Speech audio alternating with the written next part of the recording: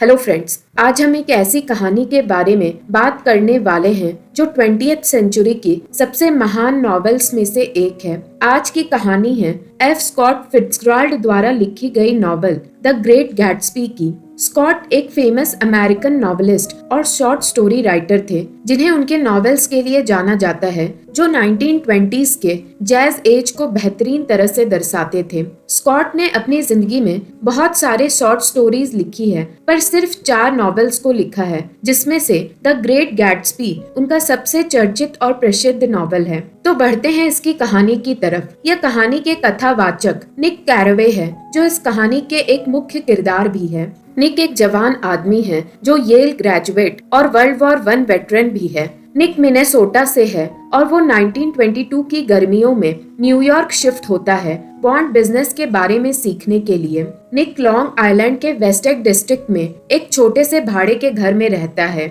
निक के मुताबिक वेस्टेक एक अमीर लेकिन कम फैशनेबल एरिया है, जहां नए अमीर लोग रहते हैं जिन्होंने जल्दी और अक्सर इल्लीगल तरीके से पैसे कमाए हैं और अभी नए नए अमीर बने हैं। समाज में अभी इन अमीरों को ज्यादा लोग नहीं जानते हैं, पर यह सारे अपने धन का दिखावटी प्रदर्शन करने के लिए जाने जाते हैं। वेस्ट एग के ठीक दूसरी तरफ है ईस्ट एग, जो काफी फैशनेबल है और यहाँ पुराने अमीर और खानदानी रईसों का घर है, जिसमें निक की कजन बहन डेजी, जो एक बहुत ही खूबसूरत और अपने में रहने वाली औरत थी, वो अपने खड़ूस, अकड़ू और बेवफा पति टॉम के साथ रहती थी। निक का बहनोई यानी डेजी का पति टॉम निक का पुराना क्लासमेट भी था, जो निक के साथ येल में पढ़ाई करता था। निक वेस्ट एग में रहने वालों से बिल्कुल अलग है। निक पढ़ा लिखा है और ईस्ट एग में उसकी बहन के वजह से उसके सामाजिक संपर्क भी हैं। वेस्ट एग में निक का एक पड़ोसी है जय गैट्सबी, जो अपने शानदार गॉथिक बंगले में रहता है। गैट्सबी एक रहस्यमयी आदमी है जो हर शनिवार की रात अजनबी अमीरों को शानदार पार्टीज देने के लिए मशहूर है। गैट्सबी के अतिथियों में बहुत कम लोग हैं जो उसके बारे में जानते हैं या उससे मिले हैं। एक शाम डिनर की दावत के लिए निक अपनी कजन डेजी और उसके पति टॉम के घर ईस्ट एग में जाता है। डेजी और टॉम निक को जॉर्डन बेकर नामक एक खूबसूरत जवान महिला से मिलवाते हैं, जो पेशे से एक गोल्फ प्लेयर भी है। डेजी और टॉम निक को जॉर्डन के साथ प्यार का रिश्ता बनाने की सलाह देते हैं। उस शाम जब निक अपने घर लौटता है, तब वो पहली बार गैट्सबी को देखता है, जो एक बहुत ही आकर्षक जवान मर्द था, जो लॉन पर खड़ा था और अपने हाथों को अंधेरे पानी की तरफ बढ़ा रहा था। निक जब पानी की तरफ देखता है, उसे दूर से आ रही एक हरी रोशनी के सिवाय कुछ नजर नहीं आता। निक अंदाजा लगाता है वो रोशनी शायद एक डॉग के खत्म होने का निशान हो सकती थी। फिर एक दिन निक और टॉम ट्रेन से शहर जा रहे होते हैं। तभी टॉम निक को जबरदस्ती ट्रेन से एक स्टॉप पर उतरवा देता है। टॉम निक को जॉर्ज विल्सन नामक एक मैकेनिक के गैरेज लेकर जाता है, जो वैली ऑफ एशेस के छोर पर होता है। टॉम की लवर मेटल, जिसके लिए टॉम डेजी से बेवफाई कर रहा होता है, वो विल्सन की पत्नी है। विल्सन एक बेजान पर आकर्षक आदमी था। हवाओं में राख यानी एशेस के वजह से विल्सन का रंग गहरा पड़ गया था। विल्सन की पत्नी मेटल विल्सन से विपरीत थी। मेटल में एक प्रकार की हताश जीवन शक्ति थी। चर्बी से भरे मेटल के शरीर के बावजूद भी मेटल निक को आकर्षक लगी। टॉम विल्सन को टॉन्ट करता है और फिर मेटल को ट्रेन तक उसके पीछे आने का आदेश देता है। टॉम निक और मेटल को न्यूयॉर्क सिटी में मॉर्निंग साइड हाइट्स अपार्टमेंट में लेकर जाता है, जो टॉम ने अपने नाजायज संबंधों के लिए रखा हुआ था। यहाँ टॉम मेटल की बहन कैथरीन और एक कपल मैकी के साथ अचानक से एक पार्टी करने लग जाता है। पार्टी के दौरान कैथरीन निक को बताती है कि उसने सुना है गैट्सबी जर्मनी के वर्ल्ड वॉर 1 के रूलर कैसर विल्हेम का नेफ्यू या कजन है। फिर सभी मिलकर बहुत सारे दारू पीते हैं। इतने पीने के बाद निक कहता है उसने अपने जिंदगी में सिर्फ दूसरी बार खुद को इतने नशे में महसूस किया है। शराब के नशे में सारे अलग और दिखावटी व्यवहार करने लगते हैं। निक, जो एक सभ्य आदमी था, उसे यह सब ज्यादा पसंद नहीं आता है और वह पार्टी छोड़ बाहर निकलने की भी कोशिश करता है। शराब के नशे के साथ साथ मेटल का बर्ताव और भी ज्यादा दिखावटी होता जा रहा था। तभी टॉम मेटल को एक कुत्ते का बच्चा तोहफे में देता है। तोहफा लेने के बाद मिर्टल टॉम की पत्नी और निक की कजन डेजी के बारे में बातें बनाना शुरू कर देती है। टॉम मिर्टल को चेतावनी देते हुए कहता है वो डेजी का नाम कभी भी ना ले। यह सुन मिर्टल नाराज हो जाती है और वो चीख कर कहने लगती है वो जो चाहेगी डेजी के बारे में बातें करेगी, और चीख चीख कर डेजी डेजी करने लगती है। टॉम गुस्से में आकर मिर्टल की नाक तोड़ देता है और पार्टी वहीं खत्म हो जाती है। निक मिस्टर मैकी के साथ पार्टी छोड़ अपने घर के लिए निकल जाता है। कुछ ही दिनों बाद निक को गैट्सबी के यहाँ होने वाली शानदार पार्टियों में से एक पार्टी का दावत आता है। गैट्सबी की इस पार्टी का दावत डेजी और टॉम को भी आया था। पार्टी में निक की मुलाकात एक बार फिर जॉर्डन से हुई। वैसे तो निक खुद को ईमानदार मानता था और वो ईमानदार लोगों को ही पसंद भी करता था। उसके बावजूद भी टॉम और डेजी का सुझाव मानते हुए निक ने जॉर्डन को अब तक डेट करना शुरू कर दिया था। निक यह जानता था जॉर्डन ने चीटिंग करके गोल्फ गेम्स को जीता है। उसके बावजूद भी निक जॉर्डन के प्रति आकर्षण महसूस करने लगा था।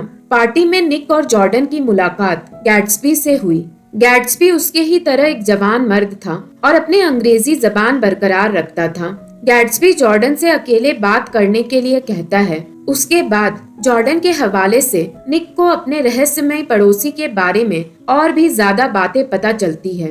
गैट्सबी जॉर्डन को बताता है कि गैट्सबी डेजी को वर्ल्ड वॉर के पहले से ही जानता है और वो डेजी से लुइसविली केंटुकी में 1917 में पहली बार मिला था।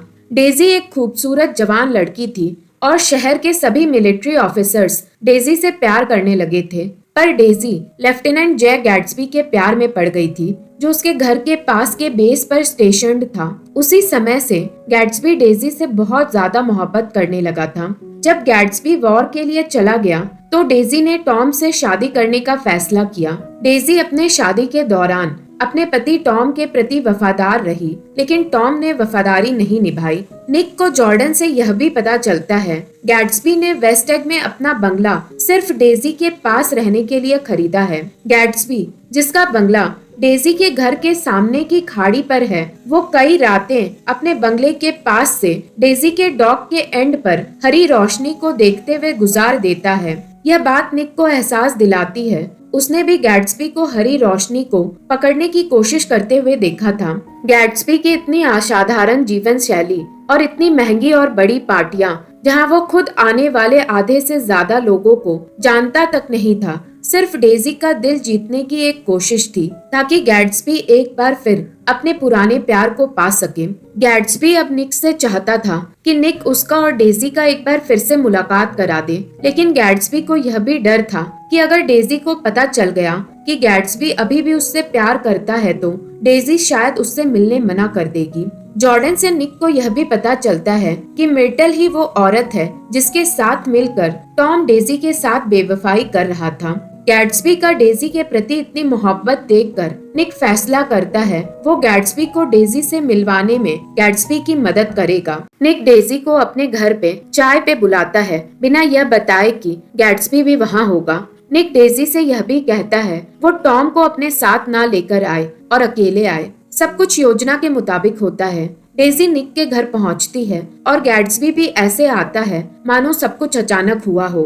निक डेजी और गैट्सबी को बातें करने अकेला छोड़ देता है। शुरुआती झिझक के बाद डेजी और गैट्सबी एक दूसरे से मिलकर बहुत खुश होते हैं।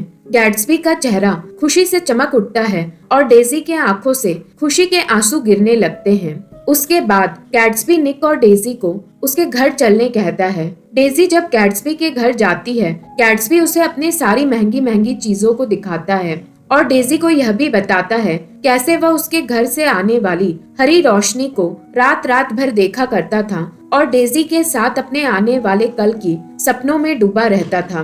गैट्सबी अपने घर के मुलाजिम को बोलकर डेजी के लिए पियानो पर म्यूजिक भी चलवाता है। गैट्सबी और डेजी दोनों भूल जाते हैं कि निक भी उनके साथ वहाँ था। निक एक बार फिर दोनों को अकेला छोड़ वहाँ से चला जाता है। निक की मदद से गैट्सबी और डेजी फिर मिलते हैं और उस मुलाकात के बाद गैट्सबी और डेजी के बीच का प्यार एक बार फिर से जाग उठता है और दोनों के बीच एक प्यार का रिश्ता शुरू हो जाता है। गैट्सबी को ऐसा लगने लगता है कि डेजी टॉम को छोड़ देगी और वो दोनों अपना एक नया जीवन शुरू कर पाएंगे, लेकिन हकीकत गैट्सबी के सपनों की तरह सरल नहीं थी। निक हफ्तों गैट्सबी और डेजी से नहीं मिलता है, पर एक दोपहर निक जब गैट्सबी के घर जाता है वो वहाँ टॉम को देखकर चौंक जाता है। टॉम को अब तक गैट्सबी और डेजी के बीच के रिश्ते की सच्चाई नहीं पता थी, पर टॉम को डेजी का यूं गैट्सबी से अकेला मिलना अब पसंद नहीं आ रहा था। टॉम को ऐसा महसूस हो रहा था कि गैट्सबी के कोई सामाजिक संपर्क नहीं है, पर वो डेजी से इतना घुल मिल क्यों रहा है। उस दोपहर गैट्सबी थोड़ा घबराया हुआ सा था और वो टॉम को बता देता है वो डेजी को पहले से जानता था। अगली शनिवार की रात टॉम और डेजी गैट्सबी के घर एक पार्टी में जाते हैं। टॉम को पार्टी में कोई दिलचस्पी नहीं थी, लेकिन गैट्सबी के प्रति अपनी नापसंदी के कारण वो डेजी पर नजर रखना चाहता था। डेजी, जो पहले से इस बार पार्टी में थोड़ी उदास लग रही थी, टॉम उसे और चिढ़ाने यह कहता है कि गैट्सबी का इतना सारा पैसा उसके अवैध शराब की बिक्री से आया है। डेजी को यह सुनकर अच्छा नहीं लगता है और वो गुस्से में जवाब देते हुए कहती है कि गैट्सबी की धन उसके दवाई के कारोबार से आई है। नाराज होकर टॉम और डेजी पार्टी छोड़कर वहाँ से निकल जाते हैं। उनके चले जाने के बाद गैट्सबी भी नाराज हो जाता है और वो निक से कहता है वो अपने और डेजी के रिश्ते को वैसा ही चाहता है जैसा लुइस विली में था। वो चाहता है डेजी टॉम को छोड़ अब गैट्सबी के पास लौट आए। निक गैट्सबी को याद दिलाता है वो कल को दोबारा सच नहीं कर सकता है, पर गैट्सबी को लगने लगता है वो अपने पैसों की ताकत से कुछ भी संभव कर सकता है। निक को एहसास होता है अब गैट्सबी का प्यार डेजी के प्रति वैसा नहीं रहा जैसा निक ने सोचा था।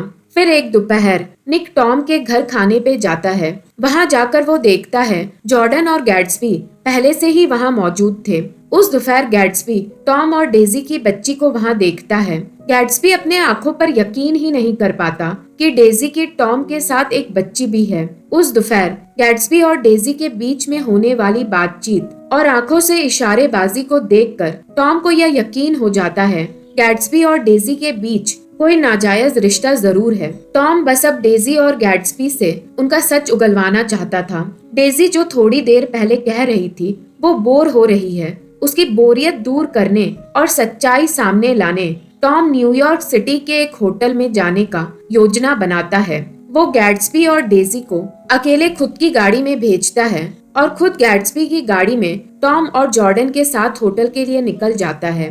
रास्ते में जब वो विल्सन के गैरेज में कार में गैस लेने के लिए रुकते हैं, तब जॉर्डन से निक को पता चलता है मिर्टल के पति विल्सन को अब पता चल चुका है मिर्टल उसे धोखा दे रही है, पर वो यह नहीं जानती है वो आदमी कौन है जिसके साथ मिलकर मिर्टल उसके साथ बेवफाई कर रही है। होटल पहुंचकर टॉम गैट्सबी को चिढ़ाते हुए उसका डेजी के प्रति इरादा के बारे में पूछने लगता है। टॉम एक बार फिर कहने लगता है गैट्सबी एक चोर है और उसका सारा पैसा अवैध शराब के धंधे से आया है। गैट्सबी नाराज होकर टॉम को बोल देता है वो डेजी से प्यार करता है और डेजी भी उसी से प्यार करती है, टॉम से नहीं। पर टॉम यह दावा करता है गैट्सबी उन दोनों के बीच के संबंधों को नहीं समझ पाएगा। डेजी जो दोपहर से पहले तक गैट्सबी के प्रति आकर्षण महसूस कर रही थी, यह झगड़े के बाद एक बार फिर उसे टॉम के प्रति उसका प्यार याद आ जाता है और वह फिर टॉम से करीबियां महसूस करने लगती है। डेजी गैट्सबी से ऊपर अपने पति टॉम का चुनाव करती है।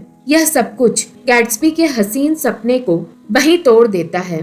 टॉम डेजी को वापस गैट्सबी के साथ अकेले टॉम और डेजी के घर ईस्ट एग एक ही गाड़ी में जाने बोलता है।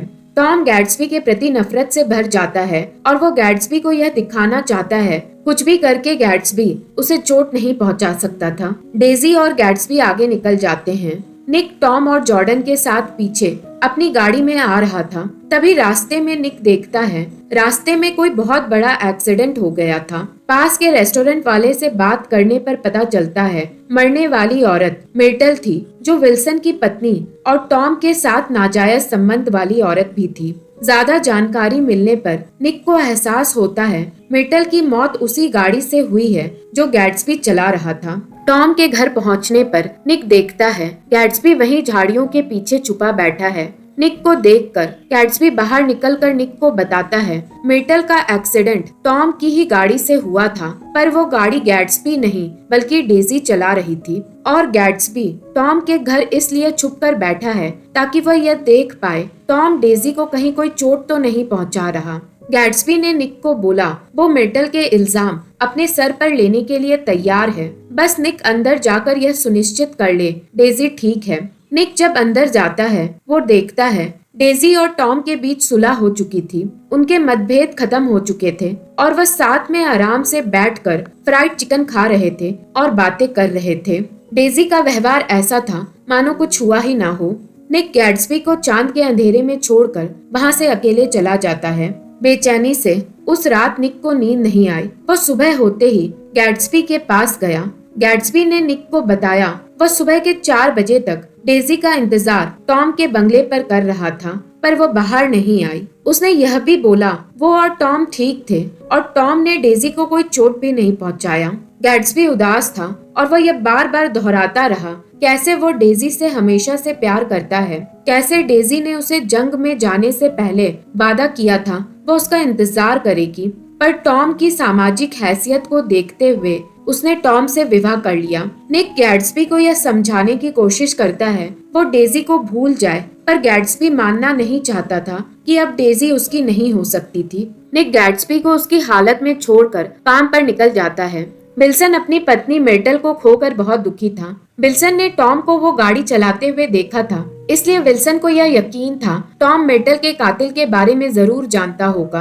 विल्सन टॉम के पास जाता है, यह जानते हुए भी डेजी की वजह से मिर्टल की मौत हुई थी। टॉम अपने और डेजी के रिश्ते को बचाने और गैट्सबी को रास्ते से हटाने विल्सन को झूठ कह देता है कि गैट्सबी ने मिर्टल की जान ली है। आक्रोश में भरा विल्सन गैट्सबी के घर जाता है जो उस वक्त अपने स्विमिंग पूल में था। विल्सन तुरंत गैट्सबी पर गोली चलाकर उसकी जान ले लेता है और विल्सन खुद पर गोली चलाते हुए खुदकुशी भी कर लेता है। लौटने पर निक गैट्सबी को खून की नदी में मरा हुआ पाता है। अमीर तरीन गैट्सबी की मौत की खबर सुनकर मीडिया और गॉसिप कॉलम्स में गैट्सबी के बारे में अलग अलग अफवाहें उड़ने लगती है। निक गैट्सबी के लिए एक फ्यूनरल रखता है जहां गैट्सबी के पार्टी में आने वाले लोगों से लेकर डेजी और टॉम कोई उसके फ्यूनरल पर नहीं आते हैं। कुछ नौकरों और गैट्सबी के पिता जो मिनेसोटा से चलकर अपने बेटे के मौत पर आते हैं, उनके साथ मिलकर निक यह फ्यूनरल खत्म करता है। ईस्ट और वहाँ के खोखलेपन को देखकर निक अब तंग आ जाता है।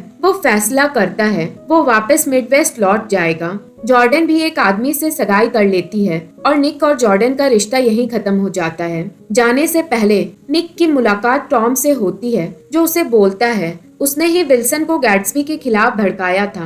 गैट्सबी को अपने किए के लिए मरना ही चाहिए था। निक को एहसास होता है दोनों डेजी और टॉम बिना एहसासों वाले लापरवाह लोग हैं जो चीजों को बर्बाद कर देते हैं, यह जानते हुए कि उनका पैसा उन्हें हमेशा किसी भी बुरी परिस्थितियों से बचा लेगा। और यही सच्चाई अमेरिकन्स की थी जो अपनी तेज भागती जिंदगी में एहसासों को पूरी तरह से भूल चुके हैं। एक आखिरी बार निक गैट्सबी के खाली बंगले पर जाता है। वो सोचता है यह टापू बिना लोगों के उन्हें कैसा लगता होगा जिन्होंने इसकी पहली बार खोज की होगी। वो एहसास करता है कभी कभी सपने पूरे होने से पहले ही टूट जाते हैं, पर लोग उनके पीछे भागते रहते हैं, जैसा गैट्सबी का डेजी के प्रति प्यार था। निक इस खोखली दुनिया को छोड़ अपने घर मिनेसोटा को लौट जाता है और कहानी यहीं खत्म हो जाती है। गैट्सबी को द ग्रेट गैट्सबी इसलिए कहा जाता है क्योंकि उसके सपने बड़े थे। वो गरीबी से उठकर अमेरिकी सफर को तय करता है। गैट्सबी का डेजी के लिए उसका बेइंतहा प्यार और उसके प्रति निष्ठा उसके ग्रेटनेस का कारण बनती है। डेजी से पूरी तरह ठुकरा दिए जाने के बावजूद भी डेजी ही उसके मौत का कारण बनती है और वह खुशी खुशी उसे स्वीकार करता है। उसके साथ ही साथ गैट्सबी की रहस्यमयी जिंदगी और असाधारण जीवन शैली लोगों को उसके प्रति आकर्षित भी करती है। ऐसे ही इंटरेस्टिंग कहानियां के लिए मेरे चैनल को लाइक, शेयर और सब्सक्राइब करें।